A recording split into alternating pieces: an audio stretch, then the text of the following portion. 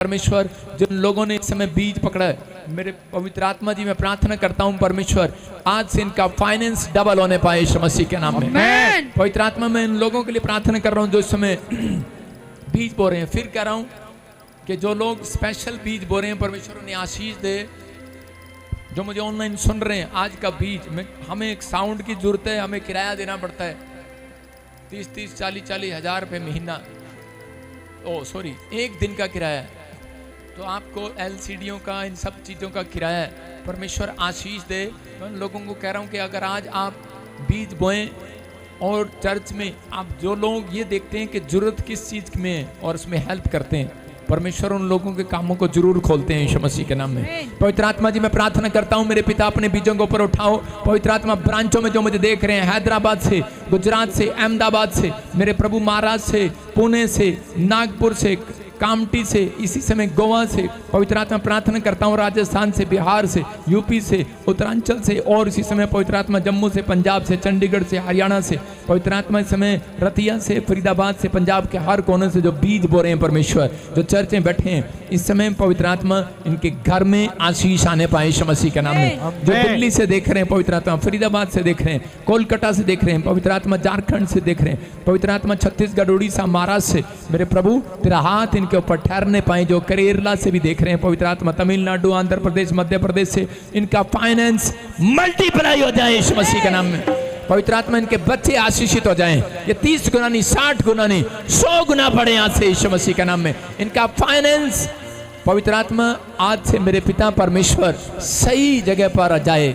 सही जगह पर जब ये बोए, इनका बीज सही जगह पर आ रहा है। पवित्र आत्मा आज से उपजाऊ भूमि पर जब बीज गिरे, फसल बाहर आने पाए यीशु मसीह के नाम में। इनकी टेस्टमनी आने पाए यीशु मसीह के नाम में। ये भविष्यवाणी है 7 दिन में किसी की बहुत बड़ी गवाही आने वाली है यीशु मसीह के नाम में। बीज बोने वालों की गवाही आने वाली है। आमीन बोलो। आमीन। अपने पड़ोसी को कहो मैं बीज बो रहा हूं, मेरी गवाही आ रही है। अपने पड़ोसी के साथ क्लेम कर दो कि बड़ी गवाही आ रही है, बड़ी गवाही आ रही है। आमीन। जो बोल रहे हैं उनकी टेस्ट मनी बन रही है साल में। मैं कह रहा हूं कि जो लोग चर्च में बैठकर बीज नहीं बो रहे वो कभी धनी नहीं होते। आपको कुछ भी बोना है, आपके पास वॉलंटियर आए, आपको बोना है, परमेश्वर आपको आशीर्वाद दे। आइए हम वचन की सेवकाई में जाएंगे जल्दी से, और इसी समय सब बाइबल निकालें, प्रकाशित वाक्य। उससे पहले पहला इतिहास,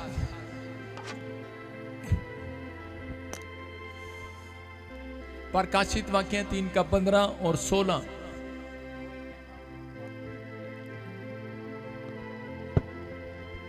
आइए सब सिर पे हाथ रखें, परमेश्वर के वचन के लिए दुआ करेंगे।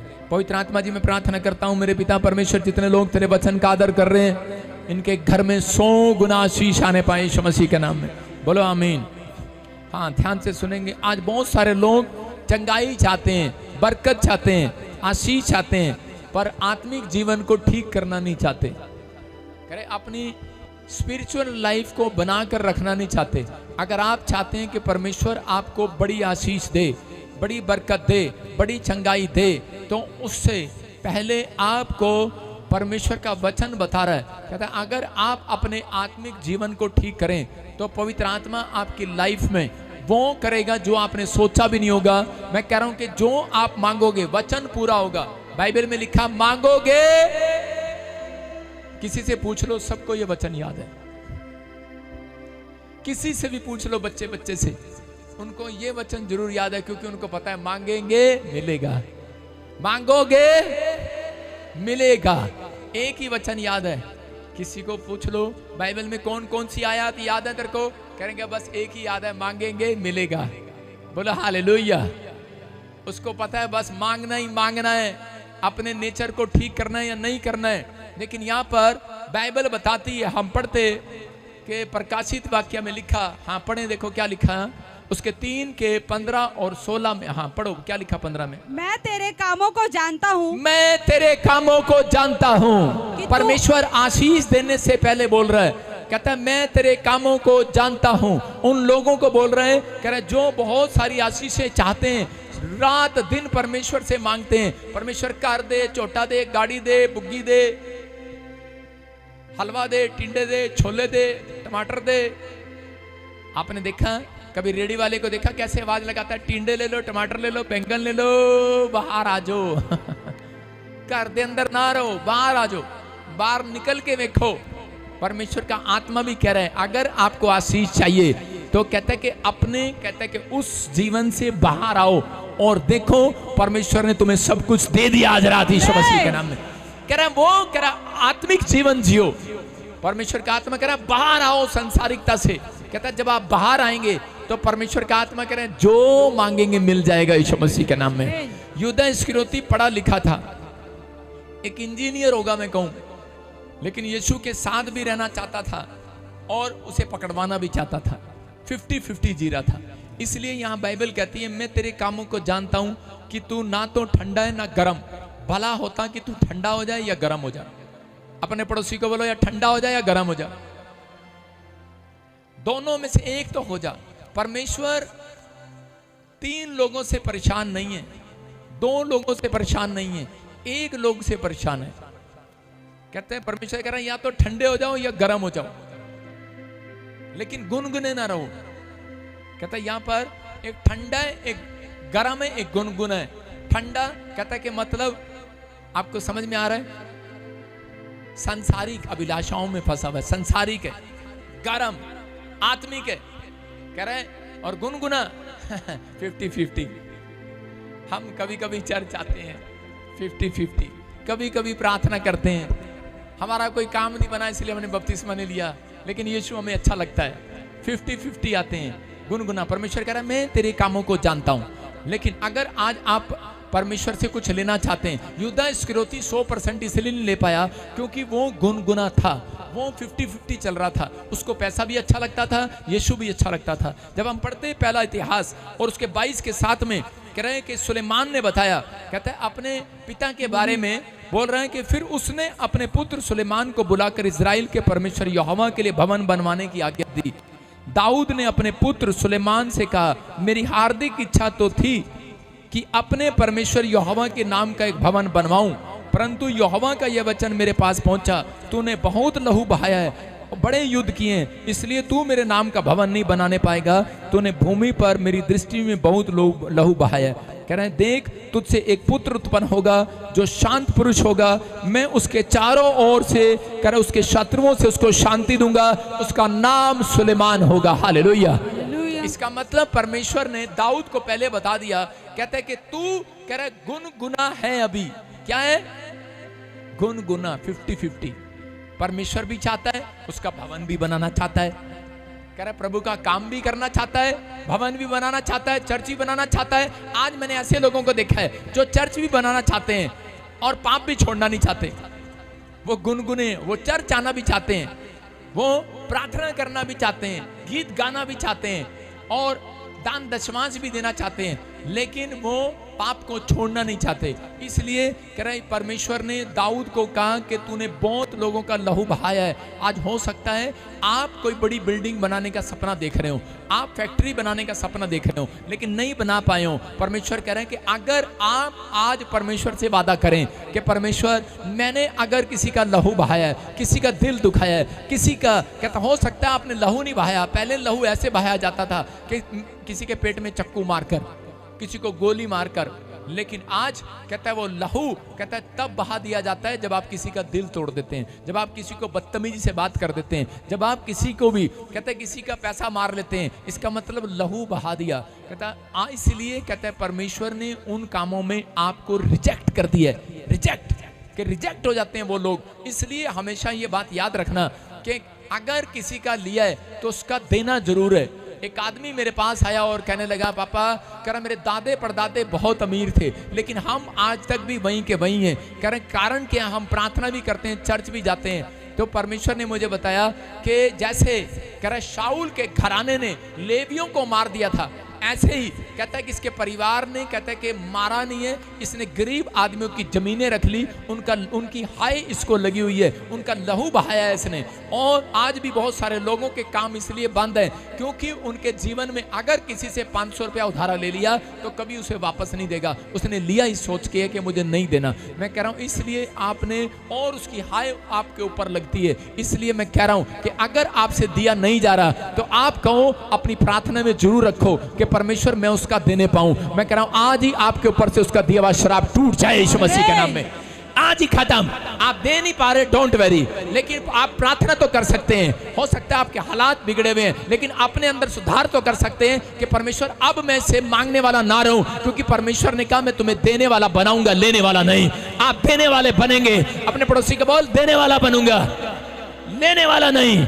कहता है लेकिन अगर लेने वाला कौन बनेगा? कह रहा लेने वाला वो बनेगा जो गुनगुना है, जो अपनी लाइफ में आत्मिक जीवन भी चल रहा है और फिर संसारिक भी चल रहा है, गुनगुना है, उसको मांगना पड़ता है। लेकिन अगर आप अपनी लाइफ में आत्मिक जीवन जी रहे हो, परमेश्वर का आत्मा कह रहा हेलो, कह रहा ठंडे ना रहो, गर्म ना रहो, कहता याद रखो गुनगुने ना रहो। परमेश्वर कह रहा एक जैसे नहीं रहो, कहता कि यार मैं थक गया हूं, पवित्र आत्मा कह रहा है तुम्हें समझा समझा कर। लेकिन आज बता रहा है इस बात के लिए, अगर तुम आत्मिक जीवन के लेवल में बढ़े, परमेश्वर कह रहा मांगने वाले नहीं, देने वाले बनोगे, देने वाले। कह रहा मैं तुम्हें पूछ नहीं सिर ठहराऊंगा, आशीर्वाद दूंगा। दाऊद के बच्चे ने, सुलेमान ने इस बात को सीखा, और सुलेमान कहता है कि वो शांत पुरुष था, वो झगड़ा नहीं करता था किसी के साथ, और उसी समय वो बढ़ता चला गया। इसलिए परमेश्वर ने कहा दाऊद मैं तेरे कामों को जानता हूं। आज अपने पड़ोसी को बोलो परमेश्वर तेरे कामों को जानता है। अगर कोई आपसे कहना मैं इंग्लैंड जाना है, मैं अमेरिका जाना है, पहले उसको बोलो परमेश्वर तेरे कामों को जानता है। अगर आप पश्चाताप करें मैं गवर्नमेंट जॉब चाहता हूं, अगर कोई कहे पादरी साहब ने हमारे लिए दुआ करी, काम नहीं बना, तो उसको बोलो परमेश्वर तेरे कामों को जानता है। आपकी समझ में आ रहा है मैं क्या कहना चाह रहा हूं? इसका मतलब जहां आपके अंदर दिल में बात ठुकेगी, आप पश्चाताप करेंगे, मन फिराएंगे, परमेश्वर आपको अगले लेवल में लेकर जाएगा यीशु मसीह के नाम में।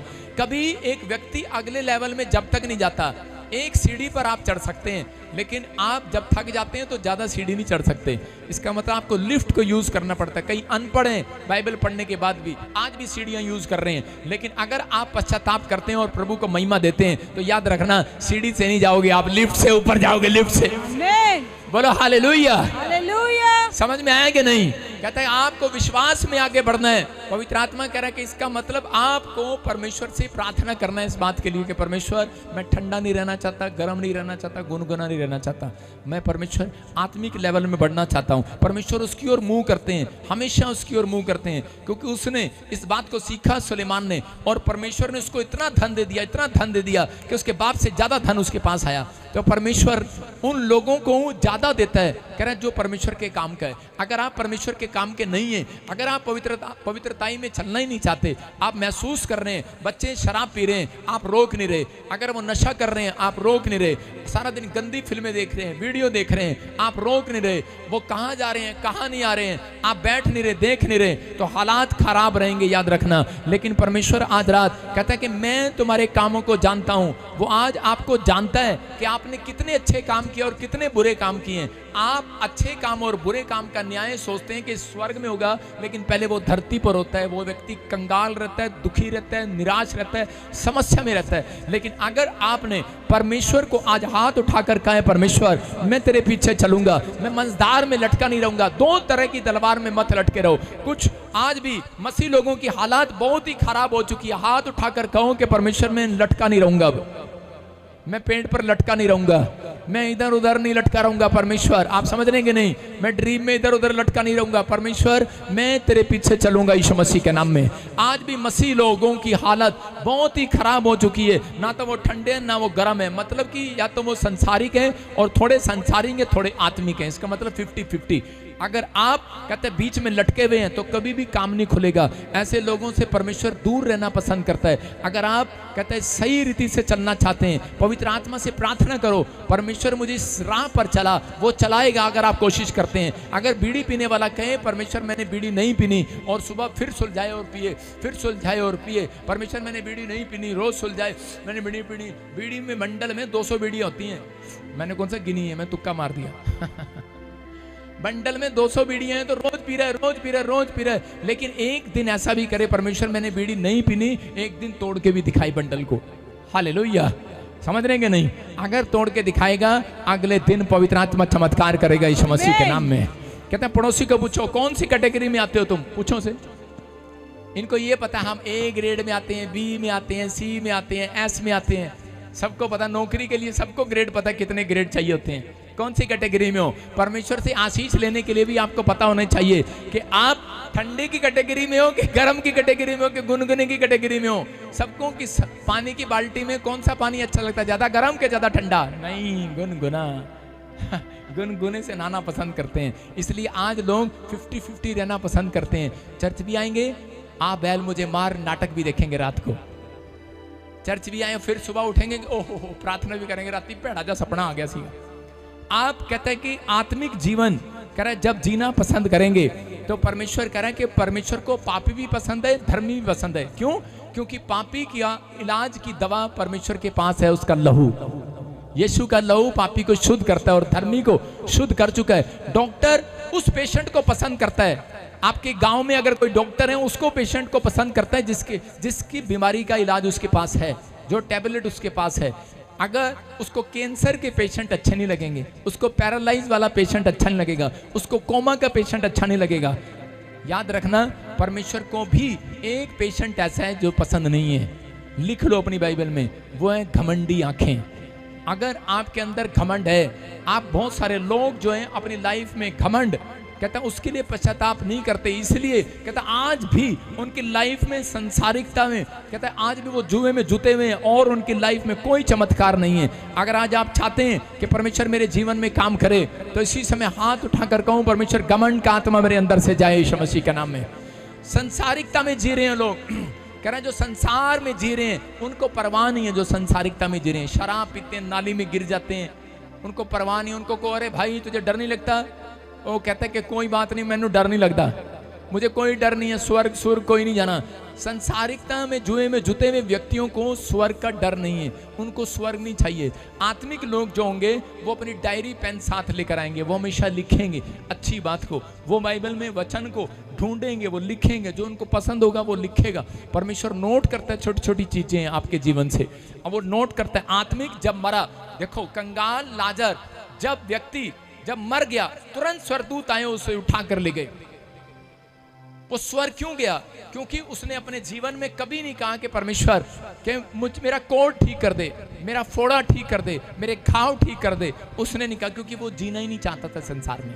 वो कहता था मुझे आत्मिक चीज़ों के बारे में पता लग गया है, मुझे तो आत्मिक चीज़ों के बारे में जानना है। आज भी परमेश्वर ऐसे लोगों को ढूंढ रहा है, कहता है उसको पता है, कहता है आज संसार के लिए अगर आप रोओगे और विलाप करोगे तो आप आत्मिक जीवन कभी नहीं जी सकते, आप कभी स्वर्ग का जीवन नहीं जी सकते, स्वर्ग कभी नहीं मिलेगा। लेकिन उन लोगों को मालूम होना चाहिए कि आज संसार की अभिलाषाएं आपको स्वर्ग का जीवन नहीं देने वाली। संसार की चिंताएं अगर आप रोज अपने दिमाग में पाल कर रखते हैं तो परमेश्वर आपको वो नहीं देंगे जो आप चाहते हैं। इसलिए कह रहा है कि बच्चा है या नहीं है, आप परमेश्वर को मांगने के बाद कहें परमेश्वर हमें विश्वास है आप अपने टाइम पर जरूर देंगे। नौकरी है या नहीं है, आप कहें मांगने के बाद परमेश्वर हमें विश्वास है आप अपने टाइम पर जरूर देंगे, क्योंकि परमेश्वर अपने समय पर काम करता है और अपने लोगों के लिए काम करता है। लेकिन आपको पवित्र आत्मा कह रहा है कि उन लोगों को बताना चाहता है, कहता है मैं तुम्हारे कामों को जानता हूं, तुम अच्छे हो के बुरे हो, ठंडे हो के गर्म हो, गुनगुने हो, किस प्रकार के आदमी हो तुम, मैं जानता हूं। इसलिए परमेश्वर को आप जरूर कहें ये बात कि परमेश्वर मेरे बच्चे अगर ठीक नहीं है तो परमेश्वर आज से उन्हें आत्मिक लेवल पर लेकर आ, पवित्र आत्मा उन्हें जरूर लेकर आएंगे। आप जब कहते नहीं है तो वो करता नहीं है, उसका मकसद ये है बाइबल में प्रचार करने का कि जो आप कहें वो करे, और जब वो कहे तो आप करें। अगर आपने किया आप मेल खाए, मैं कह रहा हूं सिचुएशन बदल जाएगी आज रात के बाद। नतनेल को परमेश्वर ने देखते ही क्या कहा, यीशु मसीह ने उसके करीब आते ही देखते ही कहा, कह रहा कि तू सच्चा इजरायली है। अगर उसी समय उसको कहा तेरे अंदर मन में कपट नहीं है, और बाइबल बोलती है कह रहा कि पहाड़ पर वो चढ़ेगा जिसके मन में कपट ना हो। नतनेल को सीधा कहा परमेश्वर ने, भविष्यवाणी किया उसके लिए यीशु मसीह ने। आज पवित्र आत्मा को सच्चे लोग चाहिए, ईमानदार लोग चाहिए। अगर आप ईमानदार हैं, सच्चे हैं, तो याद रखना परमेश्वर आपके जीवन में कोई घटी नहीं होने देगा यीशु मसीह के नाम में। बढ़ोगे आज के बाद। एक औरत थी और उसको नौकरी से निकाल दिया, किस बात के लिए कि तू चर्च जाती है। फॉरेन में यूरोप की बात बता रहा हूँ, उसको जब चर्च से निकाल दिया और उसी समय कहा तो चर्च में जाती है, उस कंपनी के मालिक ने उसे निकाल दिया और वो 2 दिन सोचती रही कि मैंने क्यों बपतिस्मा लिया, क्यों मैं चर्च गई, क्यों मैंने दान दशमांश दिया, क्यों मैं प्रभु में इतना बड़ी, मैंने क्यों इतनी मेहनत किया।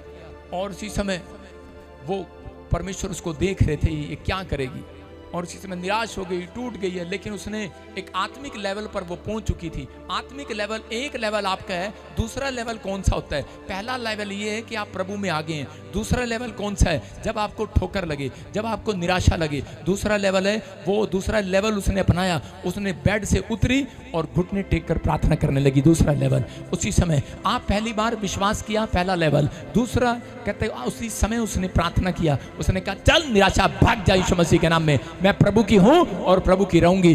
तुरंत उसको फोन आया, उसके मालिक ने कहा कि हमारा बजट, कहता हमने देखा है, कहते कि तू वापिस आ जा। और वो वापिस गई और उसने कहा, कह रहा कि हम तेरे को रखना चाहते हैं क्योंकि हमें पता लगा कोई करोड़ों की डील जो थी बिजनेस में वो तेरे कारण आई है, तेरे कारण। कहते कि हमारा, कह रहे कि कई फैक्ट्रियां खोल सकते हैं हम इतनी फैक्ट्रियां खोल सकते हैं, तेरे को रखेंगे हम। लेकिन उसने कहा कि तूने मेरे यीशु का अपमान किया, तूने मेरा अपमान किया, अब मैं तेरी फैक्ट्री में काम नहीं करूंगी, अब मैं खुद की फैक्ट्री लगाऊंगी। आज वो औरत खुद की फैक्ट्री की मालिक है, याद रखना। परमेश्वर कह रहा है जिनके अंदर ये विश्वास है कि परमेश्वर मैं अब ठंडा नहीं रहूंगा तेरे कामों के लिए, मैं अब ठंडा नहीं रहूंगा, ठंडे रहने की जरूरत नहीं है। इसलिए परमेश्वर कह रहा है, या तो कह रहा मेरे सिर दर्द हो गया ऐसे लोगों से, या तो तुम आत्मिक हो जाओ या फिर संसारिक हो जाओ, कहता है एक हो जाओ। लेकिन आज कह रहा कभी गुनगुने 50-50 लोग परमेश्वर को पसंद नहीं है। उस औरत, अगर उस दिन हो सकता था वो औरत कहती कि परमेश्वर मैं आज के बाद मैं नहीं कर सकती प्रार्थना, मैं बहुत टूट गई है, मेरा हस्बैंड मैंने रोज कुटता, रोज मारता। आजकल लोगों के बहाने पता क्या, मैं 50-50 इसलिए हूँ क्योंकि मेरा हस्बैंड मैनू कुटता, मनु कहना ना मोटा जा मुंह करके मैनू मारता, मैं इस करके बैप्टिज्म नहीं ले पा रही, मश करके चर्च नहीं आ पा रही है, जैसे पान खा रही हो मुंह में। अरे 50-50 मत रहे, जब तू बदलेगी तेरा घराना पीछे बदलता आएगा यीशु मसीह के नाम में। इसलिए परमेश्वर कहता है पहले तू बदल, तेरा घराना चेंज होगा। लिखा कि नहीं बाइबल में कि तू और तेरा घराना उद्धार पाएगा। पहले तू, अपने पड़ोसी को पहले तू, पहले तू, पहले तू, फिर तेरा घराना। इसका मतलब पहला लेवल आप हैं, आप पहली सीढ़ी आप हैं। जब आप चढ़ेंगे परमेश्वर का निराश नहीं होंगे। वो औरत हो सकता था, कह सकती थी कि छोड़ परे, कुछ नहीं दिया परमेश्वर ने, लेकिन उसने भरोसा रखा और उसने अपने आप को ठंडे नहीं होने दिया। यीशु मसीह में आने के बाद अपने आप को ठंडा मत होने दो, गुनगुना मत होने दो, अपने आप को गर्म रखो, सर गर्म रखो। अपने पड़ोसी को बोलो सर गर्म मत कर, मेरा सर गरम कर देते हैं। पादरी साहब अब तो कुछ नहीं हुआ, पादरी साहब गुण नहीं मिलिया, पादरी साहब 3 बार ले हैंड कराई, कुछ नहीं मिलिया, सर गरम साडा हो जाता। अपना सर गरम रखो भाई साहब, ठंडे मत हो। आप परमेश्वर में बने रहो, कहते हैं, और करते रहो, प्रार्थना करते रहो। परमेश्वर जानबूझकर छोड़ते हैं कई बार, इसलिए वो देखना चाहते हैं कि ये कितना गर्म रहेगा, कितना प्रभु में बोल रहेगा। अगर परमेश्वर उसको कह रहे हैं छोड़ देते और उसकी मदद ना करते, ऐसा नहीं हो सकता था। मैं कह रहा हूँ आज हो सकता है आपकी लाइफ में कोई ऐसी सिचुएशन हो और आपकी मदद ना हो रही हो, लेकिन उस समय में आप उसी समय घुटने टेक कर दूसरे लेवल पर चले जाओ। याद रखना गवाहियों का शोर आएगा आपके कानों में। आमीन। आमीन बोलने वालों के